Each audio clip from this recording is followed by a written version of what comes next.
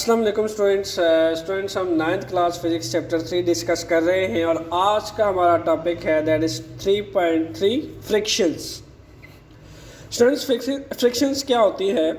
Actually friction is a force that opposes motion of moving objects is called frictions. Students अगर आप इसकी statement पे गौर करें तो इसका मतलब है कि वो ऑब्जेक्ट्स जो मूव करती हैं ड्यूरिंग इट्स मोशन, तो किसी ऑब्जेक्ट की मोशन को जो अपोजिंग फोर्स होती है या जिस डायरेक्शन में ऑब्जेक्ट की मोशन होती है तो उसे अपोजिट डायरेक्शन में जो फोर्स इसके मोशन को स्टॉप करता है that is known as actually frictions. Okay, क्या आपने कभी नोटिस किया हो कि कोई भी मूविंग बॉल मैं आपको यहाँ पे 2 बॉल्स की एग्जांपल दे सकता हूँ। कोई बॉल को स्टूडेंट्स अगर ग्राउंड में आप इसको बैट से हिट करते हैं, कोई प्लेयर हिट करता है या फिर एक फुटबॉलर को देखिए, जब वो एक फुटबॉल को हिट करता है बाय इट्स फीट, तो उस केस में क्या होता है स्टूडेंट्स के after some time this ball stop. क्या आपने कभी सोचा why is this, why the ball stop? Second thing, यहाँ फिगर में एक साइकिलिस्ट की एग्जांपल दी है। आप देखा जा सकता है साइकिलिस्ट पैडलिंग करता है जब, और when he stop this pedalling after some time this cycle is come to rest. Why? क्या आपने कभी सोचा? स्टूडेंट्स इन तमाम बातों का जवाब हमें किस टॉपिक में मिल जाएगा? That is due to frictions. Obviously जब इस बॉल को हिट करता कोई भी प्लेयर, ठीक है, after hitting this ball by bat, after some time when this ball collide with different times with the ground, तो होता क्या है कि ये बॉल जो है वो स्टॉप कर जाता है, ठीक है, आफ्टर सम टाइम। इसी तरीके से एक साइकिलिस्ट जब पैडलिंग करता है, ठीक है, तो जब वो पैडलिंग स्टॉप करता है आफ्टर सम टाइम साइकिल भी जो है कुछ टाइम बाद रुक जाती है। क्लियर? तो why is this so? This is due to friction. This is due to friction. Student सबसे पहले हमें ये देखना है कि फ्रिक्शन जो है वो कब एक्शन में आती है, फ्रिक्शन जो है कब एग्जिस्ट करती है। कीप इन माइंड, जब भी हम ऑब्जेक्ट को पुश करते हैं या पुल करते हैं और the surface, when object is pushed और पुल और द सरफेस,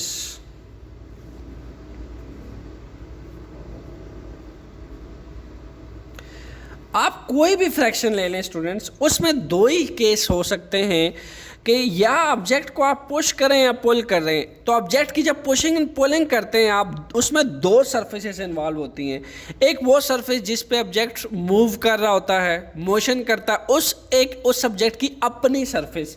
जैसा कि देखा जा सकता है, अगर मैं ये देखूं, ये बॉल है मेरे पास, ठीक है, इसकी एक अपनी सरफेस है और एक इस पेज की सरफेस है। अब इस पेज के ऊपर ये बॉल जो है मूव कर रहा है and it will feel some friction. Clear? So this ball is stop due to friction. Otherwise अगर फ्रिक्शन ना हो then this ball will continuously move जब तक कोई फ्रिक्शनल या अपोजिंग फोर्स नहीं इसके मोशन को अपोज कर लेती। It will continuously move. तो फ्रिक्शन कब होती है? जब कोई भी 2 ऑब्जेक्ट को पुश किया जाता है या पुल्ड किया जाता है और द सरफेस। क्लियर? तब ही फ्रिक्शन प्रोड्यूस होती है।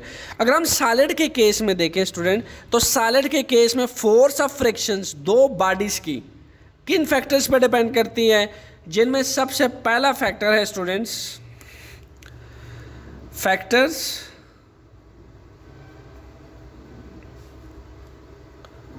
On which frictions depend. So we have first factor. First factor क्या है? फर्स्ट फैक्टर है कि nature of the 2 surfaces, nature of 2 surfaces।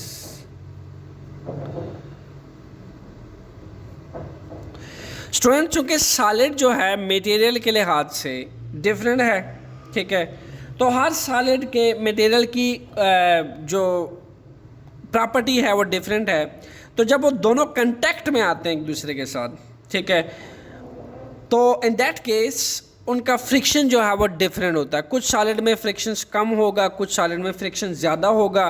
तो ये डिपेंड करता है किस चीज़ पे, नेचर ऑफ टू सरफेसेस पे, कि किस टाइप की सरफेसेस है। हो सकता है कि आप टू वुडन सरफेसेस आपस में रब कर रहे हैं, ठीक है, उन दो सरफेसेस को कांटेक्ट में ला के फ्रिक्शंस प्रोड्यूस करवा रहे हैं, तो उस केस में फ्रिक्शंस कुछ और होगा। इसी तरीके से अगर आप लेट सपोज एक तरफ ग्लास है आपके पास और एक तरफ वुड है, तो उस केस में फ्रिक्शन कुछ और होगा। जैसे कि लेट सपोज ये मेरे पास एक ग्लास स्लैब है और ये मेरे पास एक वुडन ब्लॉक है। अब वुडन ब्लॉक को अगर मैं ग्लास के ऊपर रब करूं तो इस केस में मुझे फ्रिक्शन कुछ और मिलेगा, और इसी तरीके से अगर वुडन ब्लॉक को मैं ग्लास ब्लॉक के ऊपर रब करूं तो फ्रिक्शन कुछ और होगा। सिमिलरली इन रबड़ बॉल को अगर एक स्टोन बॉल के पास कांटेक्ट में ला के रब किया जाए तो फ्रिक्शन कुछ और तरह का होगा। तो नेचर ऑफ टू सरफेसेस पे जो है स्टूडेंट्स फ्रिक्शन डिपेंड करता है। And keep in mind these two surfaces should be in contact with each other. When they are in contact with each other तब ही फ्रिक्शन प्रोड्यूस होगा, otherwise no friction produce. And the second factor, pressing force between them. Which one? Pressing force.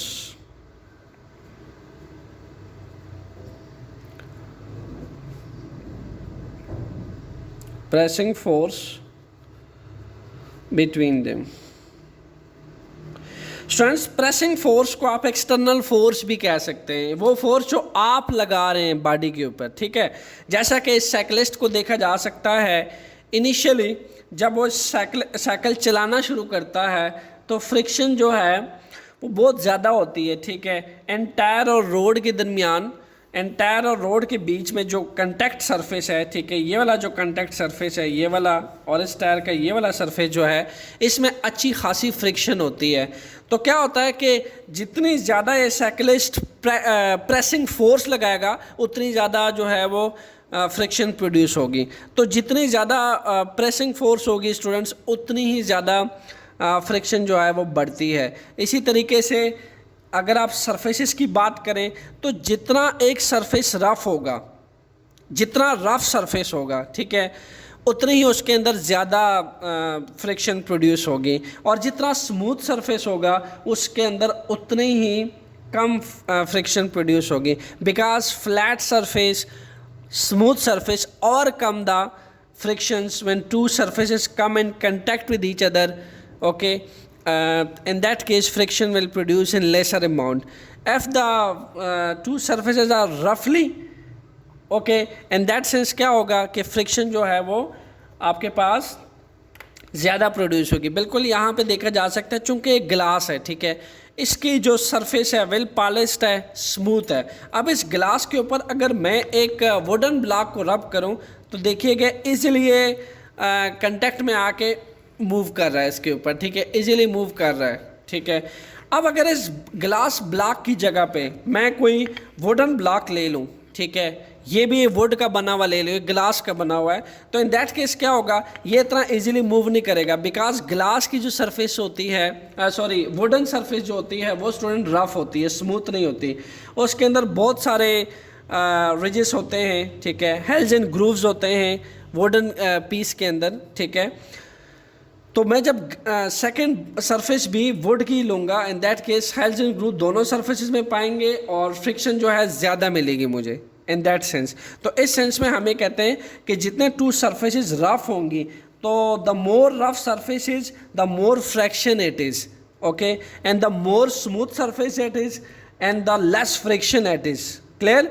And once you pressing force is more, then the fraction in that case will be also more, ठीक है। with increase in pressing force the fraction will also increase between two surfaces. Students, यहाँ इस figure में देखा जा सकता है कि जब हम चलते हैं, जब during walking, when we run, on the ground, what happened actually? We need friction.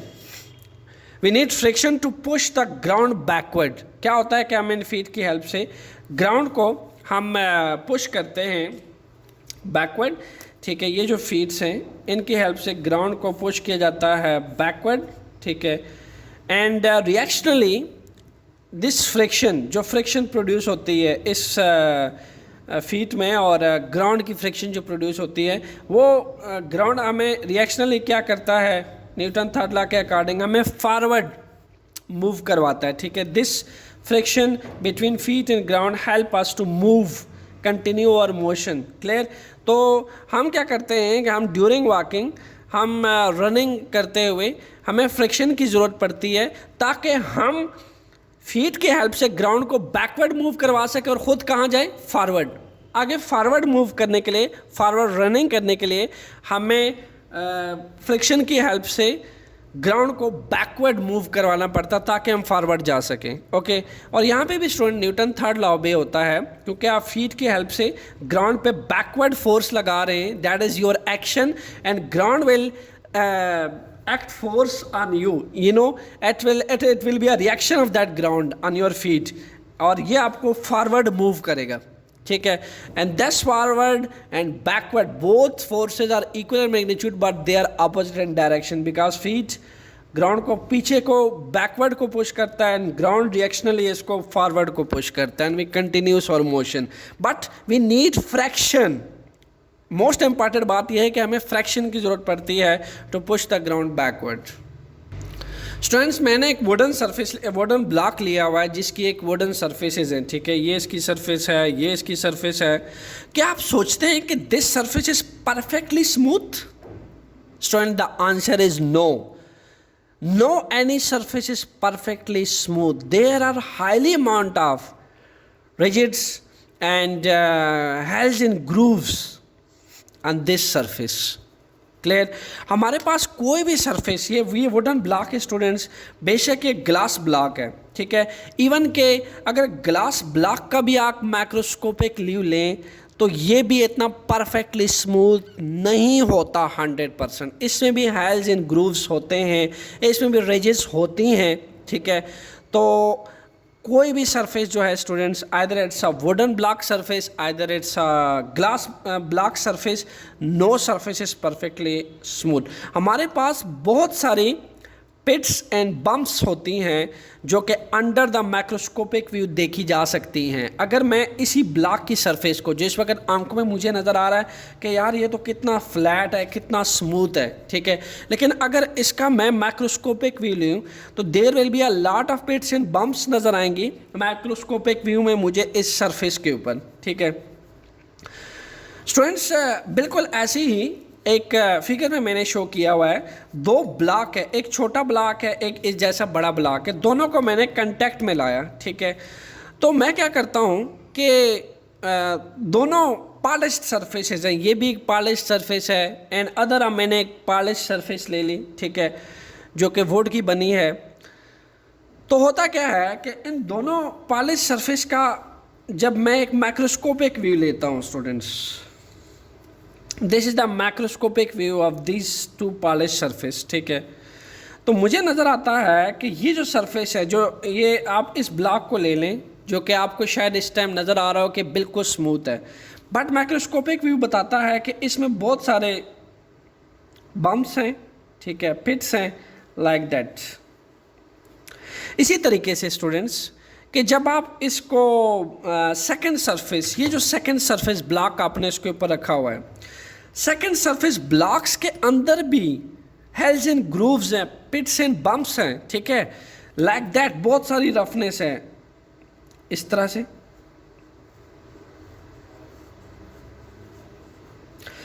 Students, थोड़ी देर के लिए सोचिए कि अगर इसका मैक्रोस्कोपिक व्यू जो मैंने रेड कलर से शो किया है, जो लार्जर ब्लॉक है, उसमें इतने पिट्स एंड बम्प्स हैं, और इसी तरीके से जो स्मॉलर ब्लॉक है जिसके ऊपर मैं इसके ऊपर मूव करने की कोशिश कर रहा हूँ, उसके अंदर भी पिट्स एंड बम्प्स हैं और हेल्स एंड ग्रूव्स हैं।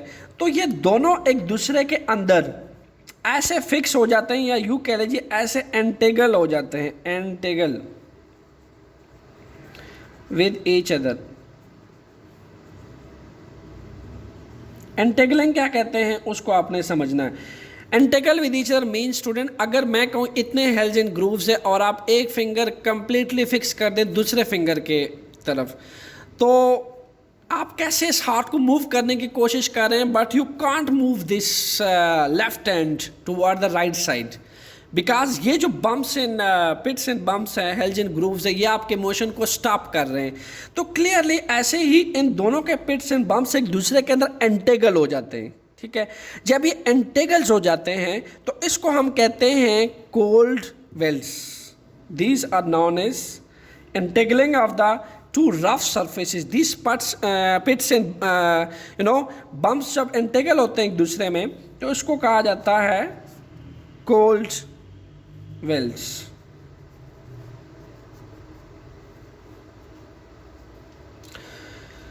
Clear students?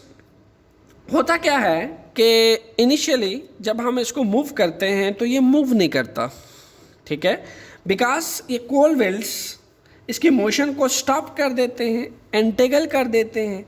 अब क्या करते हैं कि जैसे जैसे हम अगर इस निचले ब्लॉक के ऊपर हम वेट बढ़ाते जाएं, इस लेट सपोज ये ब्लॉक है, मैं इसके ऊपर एक, ये तो खैर ग्लास ब्लॉक है, इसके ऊपर मैं वुडन ब्लॉक एक रखूं फिर एक और रखूं, तो क्या होगी, प्रेसिंग फोर्स बढ़ती जाएगी स्टूडेंट्स। प्रेसिंग फोर्स क्या होगी, इंक्रीज होती जाएगी, ठीक है। अब जब प्रेसिंग फोर्स बढ़ेगी तो लाजमी सी बात है एंटेगलिंग भी इंक्रीज होगी। जैसे जैसे वेट बढ़ेगा तो लोअर ब्लॉक के ऊपर जो अपर ब्लॉक आप रखते चले जाएंगे, एंटेगलिंग बढ़ेगी, कोल्ड वेल्स जो है वो रेजिस्टेंस बढ़ेगी। कोल्ड वेल्स जो है एक रेजिस्टेंस का काम करते हैं, opposing the motion of force का काम करते हैं जब आप दो सरफेस को एक दूसरे के ऊपर स्लाइड करते हैं, ठीक है। जैसे ये दो सरफेस है, इसको एक दूसरे के ऊपर स्लाइड करते हैं, ये मैं स्लाइड कर रहा हूँ ग्लास ब्लॉक को वुडन ब्लॉक के ऊपर, तो होता क्या है कि ये जो रफ सरफेसेस हैं, ठीक है, ये जो पिट्स एंड बम्प्स हैं, ठीक है, कोल्ड वेल्स इसके ग्लास ब्लॉक की मोशन को रेजिस्ट करेगा, ठीक है। ऐसे ही जब मैं वुडन ब्लॉक एक big wooden small wooden block एक बिग वुडन ब्लॉक के ऊपर रखूं तो वो इसके कोल्ड वेल्स इसके मोशन को रेजिस्ट करेंगे, ठीक है। तो होता क्या है कि जितनी आपकी ग्रेटर होगी प्रेसिंग फोर्स उतनी ही ग्रेटिंग सरफेस होगी बिटवीन द स्लाइडिंग सरफेस। अब मैंने अगर इसके ऊपर एक ग्लास ब्लॉक रखा, फिर मैंने दूसरा रखा, लेट सपोज ये मैं दूसरा रखता हूँ इसके ऊपर, ठीक है, फिर मैं मज़ीद इसके ऊपर अगर वेट बढ़ाता चला जाऊँगा, लेट सपोज ये बाल मैंने रख दिया इसके ऊपर, तो होता क्या है, इन अदर वर्ड में प्रेसिंग फोर्स बढ़ा रहा हूँ इस वुडन ब्लॉक के ऊपर। तो जितने स्टूडेंट्स एक प्रेसिंग फोर्स बढ़ती जाएगी with increase in pressing force, ठीक है, जितना प्रेसिंग फोर्स ग्रेटर होगा उतना ही फ्रैक्शन जो है दो स्लाइडिंग सरफेस के ऊपर ग्रेटर होगा।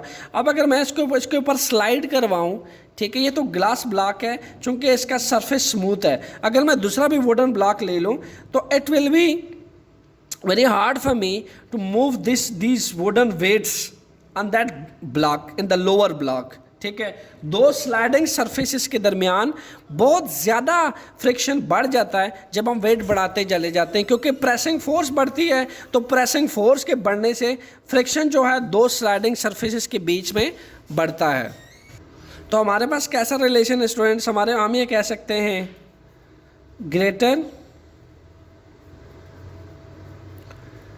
ग्रेटर दी प्रेसिंग फोर्स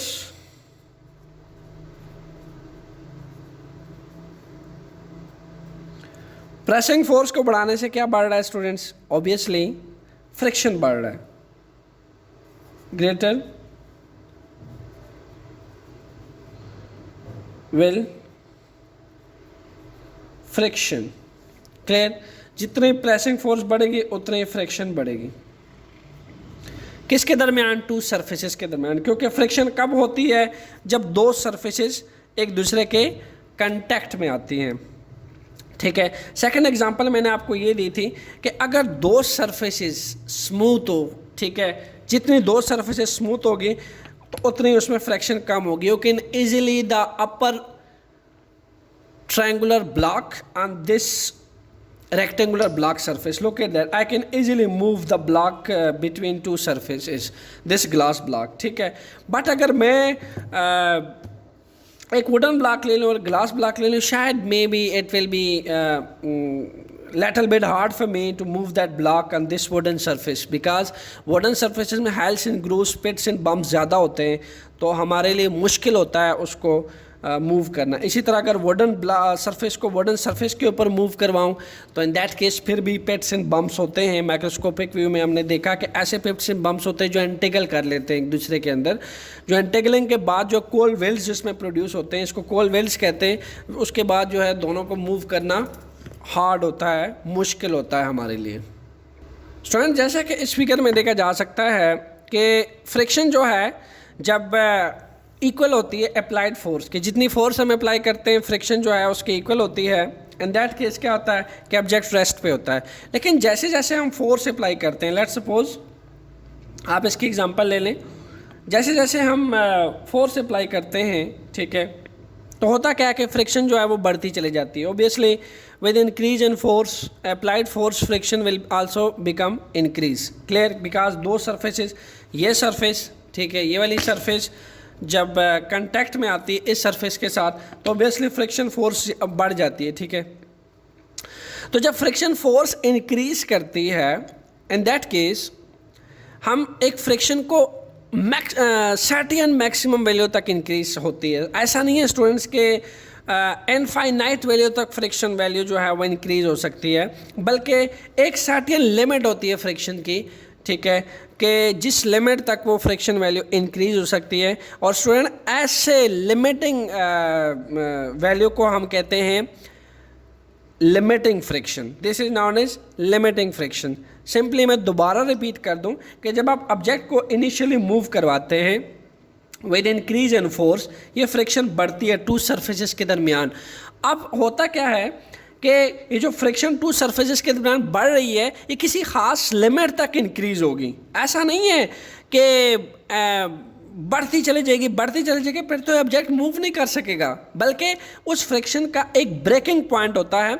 और ब्रेकिंग पॉइंट से पहले पहले इन दो सरफेसेस के दरमियान में जो फ्रिक्शन का मैक्सिमम वैल्यू होता है, जो इस इनिशियल मोशन को अपोज करता है स्टूडेंट, उसको कहते हैं फोर्स ऑफ लिमिटिंग फ्रिक्शन. और it does not increase beyond this. इसके बाद फ्रिक्शन बढ़ती नहीं है, फिर दो सरफेसेस, उसके बाद जो है दो सरफेसेस में कंटिन्यूसली मोशन जारी रहता है.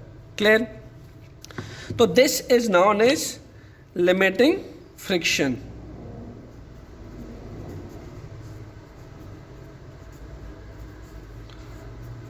लिमिटिंग फ्रिक्शन को हम किस चीज़ से रिप्रेजेंट करते हैं? लिमिटिंग फ्रिक्शन को हम रिप्रेजेंट करते हैं एफ एस से. It is represented by F S, जिसको मैंने अपने को बता दिया है कि जब आप फ्रिक्शन जो है ऑब्जेक्ट रेस्ट पे होता है, जैसा कि ये ऑब्जेक्ट रेस्ट पे है, जब आप फोर्स अप्लाई करते हैं तो फ्रिक्शन भी साथ साथ बढ़ती चली जाती है. अब जो फ्रिक्शन बढ़ रही है इस फोर्स अप्लाइंग के साथ साथ, वो फ्रिक्शन किसी ख़ास लिमिट तक बढ़ती है, उससे ज़्यादा फ्रिक्शन बढ़ नहीं सकती. तो जिस ख़ास लिमिट तक फ्रिक्शन बढ़ रही है, ठीक है, जो सर्टेन मैक्सिमम वैल्यू होती है फ्रिक्शन के बढ़ने की, जिसके बाद फ्रिक्शन मज़ीद बढ़ नहीं सकती, ठीक है, उस वैल्यू को, उस पॉइंट को हम फोर्स ऑफ लिमिटिंग फ्रिक्शन कहते हैं. अब जो फोर्स ऑफ लिमिटिंग फ्रिक्शन है स्टूडेंट्स, ये डिपेंड करता है किस चीज़ पे? It depend upon normal reaction between two surface. First of all,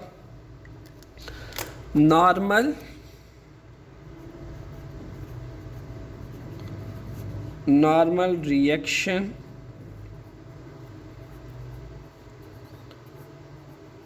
between two surfaces. अब नॉर्मल रिएक्शन जो है दो सरफेसेस में जब कांटेक्ट में आती हैं, उनके साथ साथ क्या होता है इस फैक्टर पे डिपेंड करता है. ठीक है स्टूडेंट, होता क्या है कि हमने देखा कि इनिशियली जैसे जैसे हम फोर्स बढ़ाते चले जाते हैं, ठीक है, जैसे जैसे हम फोर्स बढ़ाते चले जाते हैं, तो जो स्टूडेंट्स होता क्या है कि आपके पास जब इस ब्लॉक को आप इस लार्जर ब्लॉक के ऊपर रखते हैं, तो इस स्मॉलर ब्लॉक का के ये लार्जर ब्लॉक स्मॉलर ब्लॉक के ऊपर एक रिएक्शनल फोर्स लगाता है ऊपर की जानिब, जब आप इन दोनों को इस सरफेसेस कांटेक्ट में लाते हैं, ठीक है। बदले में क्या होगा, बेसिकली इस ब्लॉक का जो वेट है, ठीक है, ये इसके ऊपर, ये लार्जर ब्लॉक इसके ऊपर रिएक्शनल फोर्स लगाता है, और फिर इस ब्लॉक का जो मैस है, इस ब्लॉक के मैस की वजह से इसका वेट डाउनवर्ड अट्रैक्ट होता है, जिसको आप कहते हैं W=mg। तो होता क्या है कि जैसे जैसे आप लिमिटिंग फ्रैक्शंस की वैल्यू बढ़ती जाती है स्टूडेंट, तो रिएक्शनल फोर्स भी जो है वो साथ साथ इंक्रीज होता चला जाता है, ठीक है। इन दोनों में डायरेक्ट रिलेशन है। तो हम ये कह सकते हैं कि Fs is directly proportion to reactional force, because ये दोनों एक दूसरे के साथ डायरेक्टली रिलेट करते हैं। और होता क्या है कि इनमें जब प्रोपोर्शनैलिटी हम ख़त्म करते हैं, हम ये क्या कहते हैं कि it is equal to coefficient of friction, ठीक है। This is known as coefficient of friction. अगर हम कोफिशिएंट ऑफ फ्रिक्शन की वैल्यू निकाल लें, ठीक है, तो हमारे पास क्या आएगी, it will equal to Fs by R. तो हम अगर एक्सप्लेन करना चाहें कि what is meant by coefficient of friction, तो it is the actually force of limiting friction Fs and the normal reaction. जो रेशो है, ratio of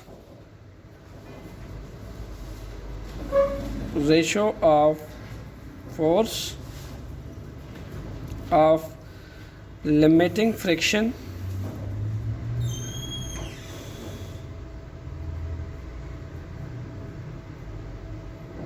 Fs and normal reaction, clear. इन दोनों इस कोफिशिएंट ऑफ फ्रिक्शंस का को हम इस तरह से डिफाइन कर सकते हैं, it is the ratio of limiting fraction to the normal reaction, this is known as coefficient of frictions. So students, अगर हम इसका वेट भी कंसिडर कर लें, इस ब्लॉक का वेट कंसिडर कर लें, तो हम इस रिएक्शन हम ये कह सकते हैं कि अगर ये ब्लॉक इनिशियली रेस्ट पे था, ठीक है, ये ब्लॉक इनिशियली रेस्ट पे था, तो this normal reaction and the weight of that block should be equal to each other. तो हम ये लिख सकते हैं कि R is equal to mg and this block at rest, clear. ये दोनों एक दूसरे के इक्वल होने चाहिए। सो हम अगर ये वैल्यू पुट कर देते हैं R की जगह पे, तो हम ये लिख सकते हैं कि Fs is equal to micro mg। Yes, so यहाँ पे देखा जा सकता है कि मैस चूँकि कांस्टेंट है, ग्रेविटी और माइक्रो को ये दोनों तो कांस्टेंट है, मैस जो है स्टूडेंट्स जितना बड़ा होगा Fs की वैल्यू, लिमिटिंग फ्रैक्शंस की वैल्यू उतनी ही लार्ज होगी, ठीक है। स्टार्टिंग लिमिटिंग फ्रैक्शन उतना ही ज़्यादा होगा। जब आप किसी ऑब्जेक्ट को इनिशियली मूव करवाएंगे, लेट सपोज अगर ये ग्लास ब्लॉक में बहुत लार्जर मैस का ले लूँ, ठीक है, इसका मैस बढ़ाता चला जाऊँ, तो होगा क्या, प्रेसिंग फोर्स बढ़ेगी, एंटेंगल्स बढ़ेंगे और पिट्स एंड बम्प्स बढ़ेंगे, ठीक है। तो होगा क्या कि स्टार्टिंग जो लिमिटिंग फ्रैक्शंस की वैल्यू है वो भी साथ साथ इंक्रीज होगी विद इंक्रीज इन मैस, ठीक है, because increase mass will be increase pressing force between two surfaces, these two surfaces में प्रेसिंग फोर्स बढ़ाएगा, और जब प्रेसिंग फोर्स बढ़ेगी तो उसके साथ साथ क्या होगा कि फ्रिक्शन भी जो है वो इंक्रीज होगी। आइए स्टूडेंट्स, रोलिंग फ्रिक्शंस और स्लाइडिंग फ्रिक्शंस की हम कंपेरेटिवली स्टडी करते हैं। और आपसे अमूमन एक क्वेश्चन पूछा जाता है that why rolling fraction is less than the sliding fraction. ये चैप्टर 3 की एक्सरसाइज में भी मौजूद है। और आपसे फिर ये भी क्वेश्चन पूछा जाता है why it is easy to roll a cylindrical razor on a paper sheet then to slide it, कि अगर आप एक सिलेंड्रिकल रेजर यूज़ करें तो वो क्यों आसान होता है इस्तेमाल करना बनस्बत उसके कि स्लाइडिंग शीट, एक पेपर शीट के ऊपर अगर आप एक सिलेंड्रिकल रेजर यूज़ करें वो क्यों आसान होता है, और इन तमाम सवालों का जवाब जो है आपको इस कंपेरेटिवली स्टडी में मिल जाएगा। स्टूडेंट, चूँकि फ्रिक्शन जो है दो तरह की होती है, एक होती है स्लाइडिंग फ्रिक्शन। स्लाइडिंग फ्रिक्शंस क्या है, देखा जा सकता है, ये ब्रीफ केस है, ये ग्राउंड है, ठीक है, ये ग्राउंड है, ठीक है, ग्राउंड सरफेस है ये,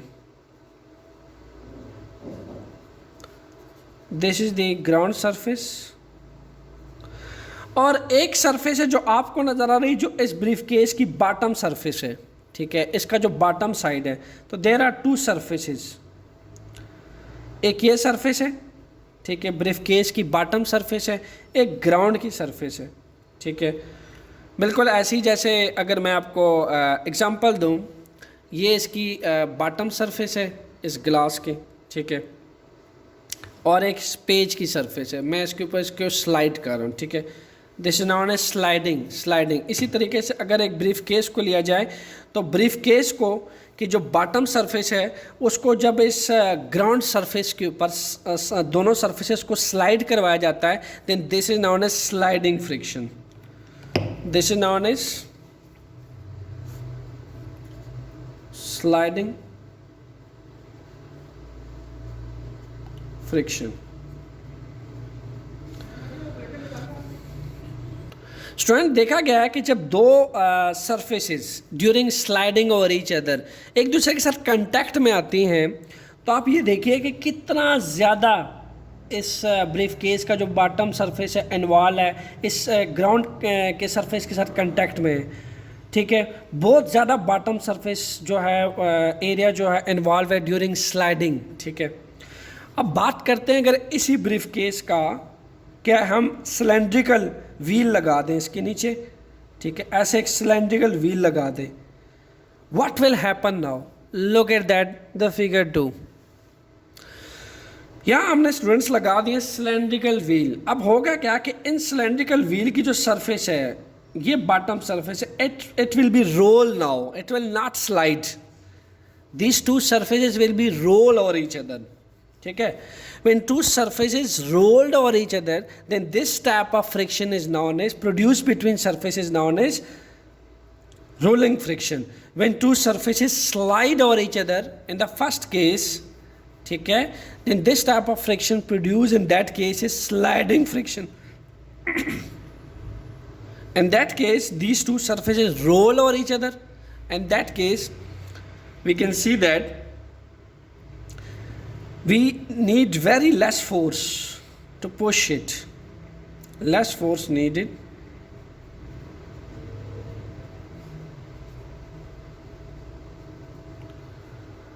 needed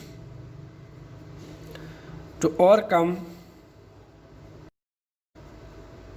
फ्रिक्शंस को कम करने के लिए दो सरफेसेस के बीच में हमें बहुत कम फोर्स लगानी पड़ती है स्टूडेंट्स। लेकिन अगर इस डायग्राम को देखें जिसमें स्लाइडिंग सरफेस है, दो सरफेसेस स्लाइड हो रही हैं, तो हम ये कह सकते हैं larger force needed to overcome friction.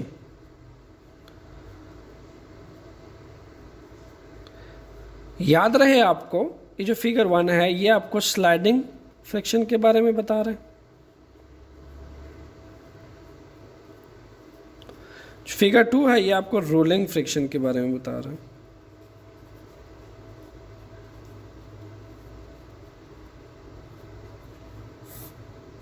This is known as rolling frictions. Clear? So अब आपको पता चल जाना चाहिए कि रोलिंग फ्रिक्शन में देखें जो व्हील होता है, ठीक है, ये एक व्हील है, उसका इतना सा हिस्सा इन्वॉल्व होता है, बॉटम का ये वाला हिस्सा इन्वॉल्व होता है व्हील का, ठीक है।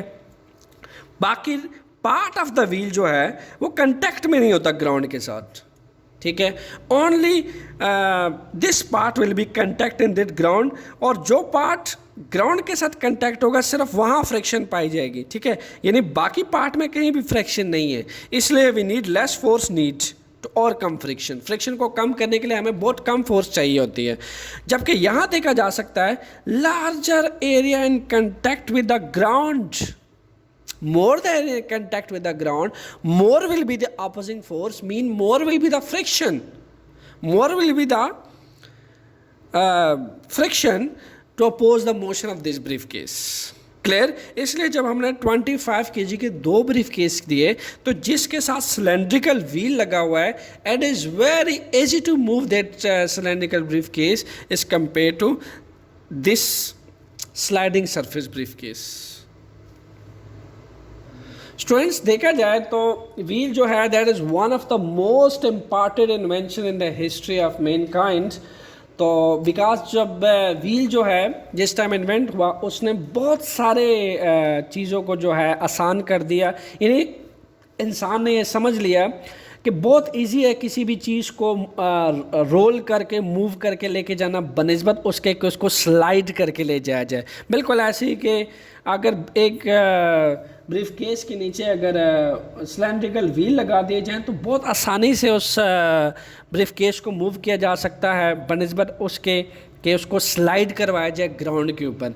तो जब व्हील को इन्वेंट किया गया स्टूडेंट्स लाइक दिस व्हील, तो ये एक रेवोल्यूशन था उस टाइम का, ठीक है, क्योंकि जब आपके पास एक्सल ऑफ व्हील को पुश किया जाता है, ठीक है, ये आपके पास एक्सल ऑफ व्हील है, जब इसको पुश किया जाता है तो फोर्स ऑफ फ्रिक्शन होती है ग्राउंड के बीच में और जो आपके टायर होते हैं व्हील का जो बॉटम सरफेस होता है और ग्राउंड के दरमियान एक फ्रिक्शन फोर्स मौजूद होती है, ठीक है।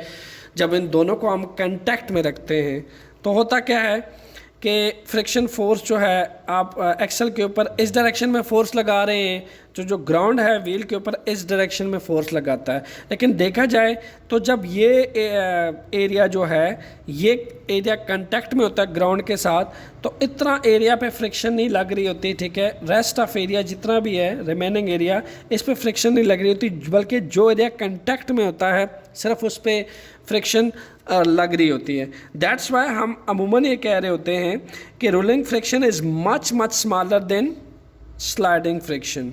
Rolling friction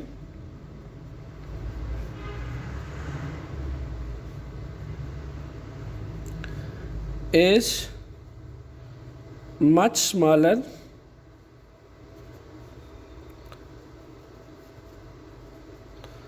than sliding friction. Clear? Students keep in mind कि अगर आपके पास व्हील के जो रोलिंग सरफेस है, ठीक है, और ग्राउंड के बीच में से हम फ्रिक्शन को डिसअपियर कर दें तो keep in mind it will not possible to roll that wheel on pushing. Clear? So that's why the friction is highly desirable for wheel to roll over the surface. Clear? तो ये भी observe किया गया students कि it is very dangerous to drive on a wet road. कभी आपने सोचा है कि आप अगर एक वेट रोड पे ड्राइव कर रहे हैं, ठीक है, तो क्यों इतना डेंजरस होता है? Because the friction between the road and tyres is very small. Specially अगर आप मरी में, ठीक है, ठंडियानी में आप जाते हैं और बर्फ़ जो है उस टाइम जब फॉल करती है, आइस फॉलिंग का वेदर होता है, इन दिस वे आपको जो रोड्स होती हैं टोटली वेट रोड्स होती हैं, वहाँ पे स्लिपिंग एंड स्केडिंग का बहुत चांस होता है student. Why is this so? Is this due to less friction between the road and the tires? So that's why friction is very necessary between the roads and tires. अब अगर आप wet road पे चलेंगे, friction कम होगी, it will increase the chance of slipping the tires from the road. If slipping chance अगर होगा तो फिर the threading on tires is ये एक्सीडेंशियल प्रॉब्लम से बचने के लिए फ्रिक्शन जो है वो बहुत ज़रूरी है। क्लियर? इसके अलावा स्टूडेंट्स कुछ टायर आप देखते हैं कि उसमें हाईली उसके ऊपर थ्रेडिंग हुई होती है। लाइक अगर एक टायर है तो उसको हाईली थ्रेडिंग जो होती है टायर्स के ऊपर वो किस सेंस में होती है? लाइक दैट, ठीक है, जितने टायर्स के ऊपर हाईली थ्रेडिंग होती है स्टूडेंट्स, उतनी ही देखा जाता है कि उसमें फ्रिक्शन जो है वो बहुत ज़्यादा, रोड ग्रिप बहुत होती है। जिस टायर के ऊपर थ्रेडिंग होती है वो टायर जो है ड्यूरिंग मोशन रोड के ऊपर ग्रिप बहुत अच्छी सी पकड़ता है, ठीक है, और हम बहुत सेफली जो है वो ड्राइव कर सकते हैं रोड के ऊपर। ये कुछ फिगर है स्टूडेंट्स जो हमें स्लाइडिंग फ्रिक्शन और रोलिंग फ्रिक्शंस का कंपेरेटिव अच्छा इंट्रोड्यूस करवाएंगी। देखा जा सकता है कि यहाँ पे एक ब्लॉक है, इसमें सिलेंड्रिकल पेंसिल हैं जो सिलेंड्रिकल व्हील की हेल्प से इस टेबल के ऊपर हम मूव करवा रहे हैं इसको। Then this massive block will be easily moved due to less friction between the cylindrical surface and table surface, ठीक है, बहुत less force होगी क्योंकि फ्रिक्शन कम होती है स्लाइडिंग फ्रिक्शंस के रोलिंग फ्रिक्शन में जो फ्रिक्शन है वो बहुत कम होती है। लेकिन अगर आप इस ब्रीफ केस को एक टेबल के ऊपर ला के, ठीक है, इसी टेबल के ऊपर ला के इस ब्रीफ केस को स्लाइड करवाते हैं, ठीक है, इन केस ऑफ स्लाइड, तो आप देखें कि इतना एरिया जो है वो कांटेक्ट में आके टेबल के सरफेस के साथ कांटेक्ट में आया हुआ है, और यहाँ पे जो फ्रिक्शन है वो बहुत ज़्यादा है इस कंपेयर टू यहाँ पे। इस केस में देखिए सिर्फ व्हील का जो बॉटम सरफेस है वो इस टेबल के साथ कांटेक्ट में है, तो that's why friction is very very lesser. In the same case यहाँ पे भी आप देख सकते हैं व्हील का जो बॉटम सरफेस है, ठीक है, अगर मैं ये व्हील को थोड़ा बड़ा करके बना के दिखाऊं, ये वाला सरफेस सिर्फ और सिर्फ जो ग्राउंड के साथ कांटेक्ट में है वहाँ पे फ्रिक्शन जो है वो प्रोड्यूस होगी। ये जो आपके पास ये वाला एरिया है यहाँ पे किसी तरह की फ्रिक्शन नहीं है, ठीक है, लुक एट दैट, ये इतना सा एरिया जो है इन्वॉल्व है इसमें, ठीक है। जब हम रोल करते हैं फ्रिक्शंस को तो यहाँ पे रोलिंग फ्रिक्शन इसलिए बहुत कम होती है as compare to sliding frictions. This is the comparative study. Similarly यहाँ भी दिया जा सकता है कि यहाँ पे सिलेंड्रिकल व्हील की हेल्प से वॉकिंग हो रही है, ठीक है, और एक सेकंड वॉकिंग होती है कि जब आपके फीट जो है कम्प्लीटली इन्वॉल्व होते हैं ग्राउंड के साथ, ठीक है, ग्राउंड के साथ जब आपके फीट कम्प्लीटली इन्वॉल्व होते हैं तो यहाँ पे ज़्यादा एरिया जो है ग्राउंड के साथ कांटेक्ट में होता है। अगर आप सिलेंड्रिकल व्हील की हेल्प से वॉकिंग करते हैं, इन दैट केस लेस फ्रिक्शन होती है और हम ज़्यादा तेज़ी से मूव करते हैं is compare to this case. Similarly यहाँ पे ब्लॉक जो टेबल पे रखा हुआ है, इस केस में जो है इसको मूव करना बहुत ज़्यादा मुश्किल होता है, क्योंकि देखें इतना सरफेस जब कांटेक्ट में होता है टेबल के सरफेस के साथ, ठीक है, तो हमने पढ़ा है कि पिट्स एंड बम्प्स होते हैं, हेल्स एंड ग्रूव्स होते हैं जो इंटेगल हो जाते हैं एक दूसरे के साथ, तो ड्यूरिंग स्लाइडिंग जो है फ्रिक्शन बहुत ज़्यादा होती है is compare to rolling frictions. Clear. इसी तरीके से अगर हम इंक्रीजिंग आर्डर चेक करें फ्रिक्शंस का, ठीक है students, in the whole of the video हमने स्टैटिक फ्रिक्शंस पे बात नहीं की। मैं जस्ट आपको बताता हूँ कि जब कोई भी ऑब्जेक्ट रेस्ट में होता है, इनिशियली जब वो रेस्ट में होता है, जब आप उसको मूव करते हैं तो जो इनिशियली जैसे सोफ़ा को ले लें, इस सोफ़ा को जब आप मूव करेंगे टुवर्ड राइट साइड तो it will not move firstly initially, you need much higher force to move that sofa. जब आप सोफ़ा को मूव करते हैं तो इस केस में क्या होगा कि ज़्यादा फ्रिक्शन जो है प्रोड्यूस होगी, और जब ज़्यादा फ्रिक्शन प्रोड्यूस होगी इन दैट केस जो उस टाइप की फ्रिक्शन होगी उसको हम कहते हैं स्टैटिक फ्रिक्शन। जब बॉडी रेस्ट पे होता है तो उस केस में जब बॉडी मूव नहीं करता है initially due to friction between the two surfaces, ठीक है, जब दो सर्फेसिस कांटेक्ट में होते हैं तो ऐसे फ्रिक्शंस को स्टैटिक फ्रिक्शंस कहा जाता है। तो आप अगर इंक्रीजिंग आर्डर चेक करें फ्रिक्शंस का, इन दैट केस स्टैटिक फ्रिक्शन जो है स्टूडेंट्स वो ज़्यादा होती है जब ऑब्जेक्ट रेस्ट पे होता है, ठीक है, और स्लाइडिंग फ्रिक्शन जो है ये स्टूडेंट रोलिंग फ्रिक्शन से ज़्यादा होती है, और सबसे ज़्यादा कम फ्रिक्शन जो है वो रोलिंग फ्रिक्शंस के अंदर होती है। जब ऑब्जेक्ट को रोल करते हैं आप उधर सरफेस पे तो रोलिंग फ्रिक्शन जो है सबसे ज़्यादा लेस होती हैं। क्लियर। आइए स्टूडेंट्स अब बात कर लेते हैं ब्रेकिंग इन स्किडिंग की। स्टूडेंट्स होता क्या है ब्रेकिंग इन स्किडिंग में कि जब किसी भी कार का व्हील जो है वो कोई भी दो वेलोसिटी कंपोनेंट पे मुश्तमिल होता है। The first one is motion of wheel along the road, wheel जो मूव करता है रोड के साथ साथ, और जो व्हील की रोटेशन होती है अबाउट इट्स एक्सिस, एक तो जो एक्सिस है, ठीक है, उसके ये एक्सिस है और व्हील अपने एक्सिस के इर्द गिर्द रोटेट कर रहा है, ठीक है। और एक वो होती है कि जब व्हील जो है वो रोड के अक्रॉस जो है वो स्टूडेंट्स उसकी मोशन जो है अलॉन्ग दी रोड, ठीक है। ये दो इलास्टिक कंपोनेंट होते हैं ब्रेकिंग एंड स्किडिंग में। अब होता क्या है कि जब आप मूव करते हैं व्हीकल्स को रोड के ऊपर, तो मे बी सम टाइम आपको कार व्हीकल को जब स्टॉप करना पड़ता है, then it requires friction between its tyre and the road. Clear? ये जो इसके टायर हैं, ठीक है, इस कार के जो टायर हैं और रोड की जो सरफेस है, there is a lot of friction between them. Clear? यहाँ पे इसकी एग्जांपल सिंपल ली जा सकती है कि अगर रोड जो है आपके पास फिट रोड है, ठीक है, तो होगा क्या कि टायर्स जो हैं स्टूडेंट्स वो इंस्टेंट ऑफ ब्रेकिंग स्लिप होंगे, द टायर्स विल स्लिप और each other in case of fit road, ठीक है। जब आप सडनली ब्रेक अप्लाई करेंगे, स्टॉप्स करेंगे, तो होता क्या है कि टायर जो हैं वो रोड की सरफेस के साथ स्लिप होते हैं, ठीक, ओके। सो इसी तरीके से अगर आप रोल करवाते हैं, व्हील को रोड पर से रोल करवाते हैं, ठीक है, तो होता क्या है कि आपके पास मैक्सिमम ग्रिपिंग फोर्स होनी चाहिए, यानी फ्रिक्शन होनी चाहिए किसके बीच में, रोड और टायर के दरमियान, जो कि उसको स्लिपिंग होने से बचा सके। अब ब्रेकिंग एंड स्किडिंग क्या कहता है कि अगर आप सडनली, ठीक है, जैसा कि सेकंड केस मैंने लिया है, सडनली आप अगर कार को स्टॉप करते हैं, क्विकली स्टॉप करते हैं, तो क्या होता है कि large force of friction and tyre जो है एंड रोड आपको चाहिए होती है इन दैट केस, ठीक है, कार को सडनली क्विकली स्टॉप करने के लिए। तो होता क्या है कि but there is a limit to this force of friction that tyres can provide. ऐसा तो नहीं है कि टायर आपको इनफाइनाइट फ्रिक्शन प्रोवाइड कर दे and when you apply a quick brakes और कार जगह पे रुक जाए, ऐसा तो पॉसिबल नहीं है। Obviously there is a limit of frictions कि जो टायर प्रोवाइड करेगा रोड और टायर के सरफेस के दरमियान में होगी। तो जब आप ब्रेक्स टू स्ट्रांगली अप्लाई करते हैं, एंड दैट केस क्या होता है कि जो व्हील होते हैं कार के, ये लॉकअप हो जाते हैं। Wheel of car, in that case wheel of car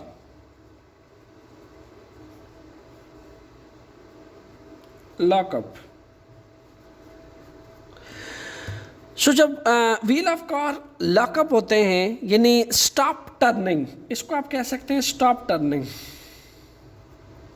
मज़ीद रोल नहीं करते, ठीक है, मज़ीद टर्निंग प्रोड्यूस नहीं होती इनमें, इट स्टॉप टर्निंग। तो कार क्या होती है, it will skid due to large momentum of that car, ठीक है, the car will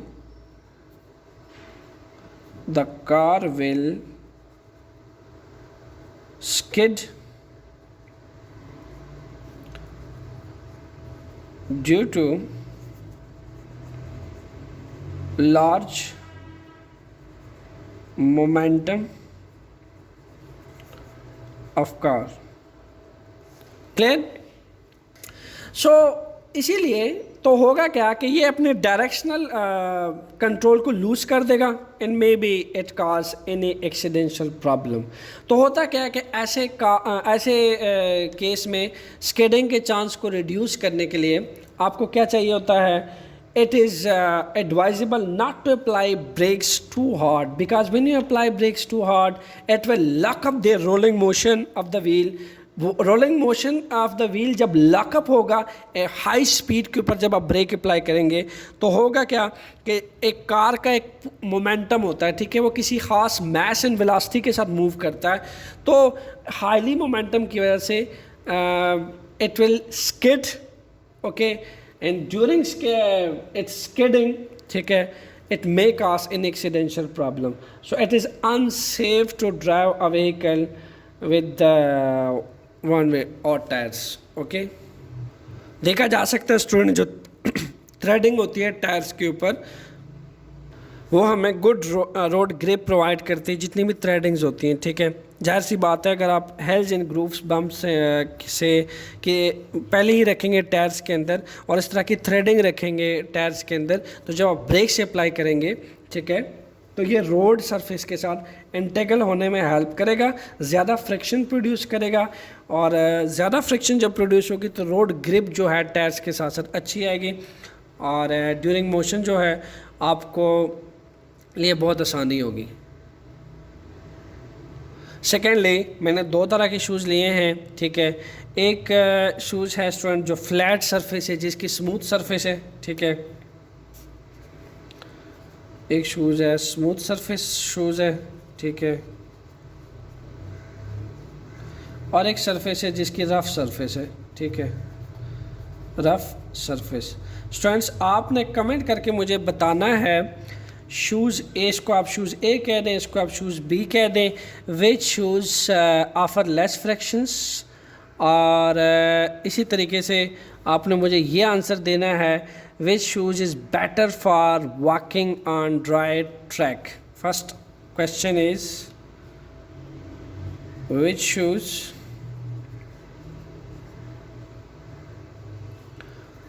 offer less friction, and second चीज़ आपने बतानी है कि क्यों ऐसा होता है, ठीक है। And second which shoes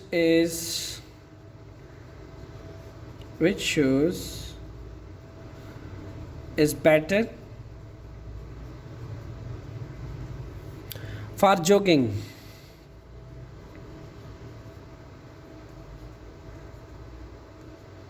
comment करके स्टूडेंट्स आपने मुझे आंसर ज़रूर देने हैं, और कमेंट करके आपने मुझे ये भी बताना है कि आपको मेरा ये लेक्चर कैसा लगा। होपफुली आपको फ्रिक्शंस का एक अच्छा कंसेप्ट समझ आ गया होगा, और कमेंट करके मुझे इस वीडियो का ट्यूटोरियल ज़रूर दीजिएगा। Thank you.